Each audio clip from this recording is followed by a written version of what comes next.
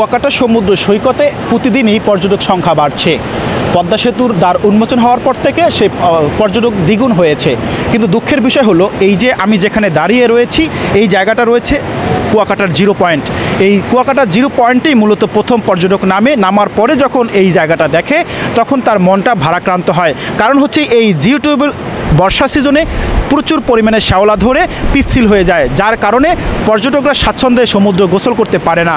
যখন গোসল করতে নামে এবং গোসল শেষে ওঠে তখন তারা এখানে বারবার হোঁচট খায় অথবা পড়ে যায়, যার কারণে অনেকে পা ভেঙে গেছে এবং গুরুতর আহত হয়েছে। গত কোরবানির পর থেকে দুজন পর্যটক আহত হয়েছে বলে আমরা জেনেছি। আপনাকে জানিয়ে রাখি যে এই হচ্ছে জিওটিউব, এই জিওটিউবগুলোই মূলত হচ্ছে পিচ্ছিল হয়ে যায় এবং পর্যটকরা প্রচুর পরিমাণে আঘাতপ্রাপ্ত হয়।